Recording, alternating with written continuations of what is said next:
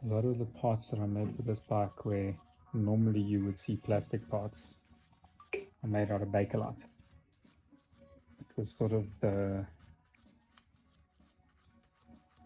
thing to use in the 50s and 60s. You'll see in a lot of old cars and that sort of stuff as well, that things are made in Bakelite. One of the easiest ways to tell is Bakelite smells a little funny, especially when you start scrubbing it like this. It has a bit of a strange smell. A lot of people sort of say that it smells a bit like burnt wood, like if you're working with wood in a woodwork shop and you cut something incorrectly or something like that and it burns the wood. That's what it smells like. It's got incredibly good heat transfer properties, that being that it doesn't allow heat to transfer through, which is a good thing for a thing like this, which is an intake. You want it to stay cold, even if it's attached to something that is getting warm, like an engine. They were often used as spacers underneath carburetors and that sort of stuff because they would reduce the heat transfer going through to the carb. But it's quite an incredible material. You don't really see it too often nowadays. And why is that?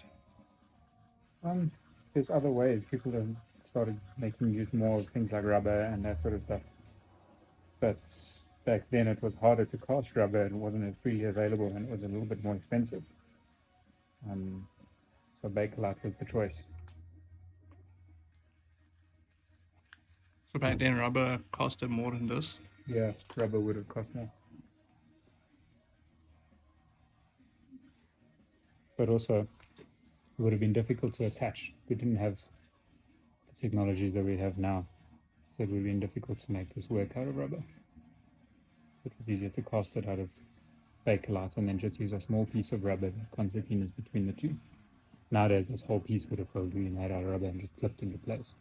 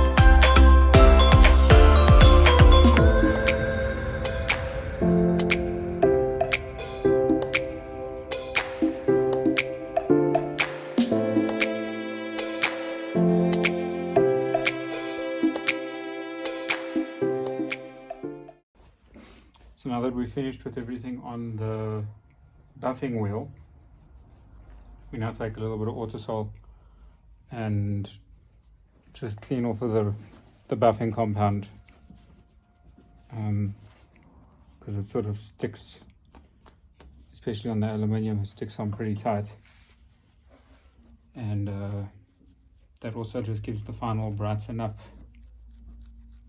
of the piece. And it's actually quite amazing to see the difference compared to straight off the wheel and after a light buff with a microfiber cloth. That's a little bit of polish, and now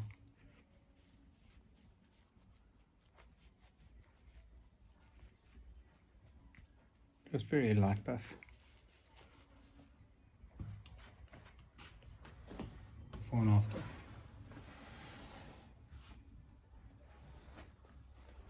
So now that we've polished everything on the wheel, now we come past and just give it a little bit of polish. That's the final step.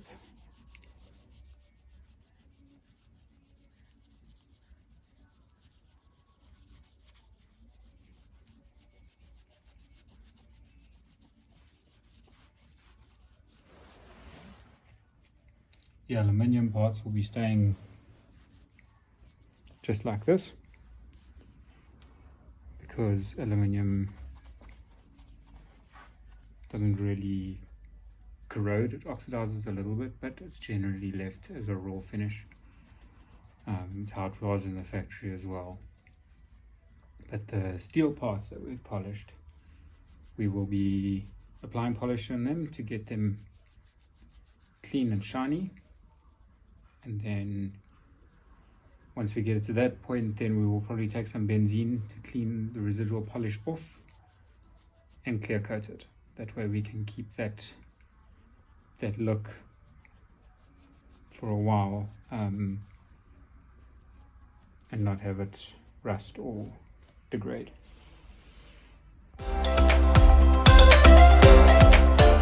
Hi everyone, this is our new merch. Come to the shop to come get it yourself, and click the bell notification to see more. Click like and subscribe. Thanks guys.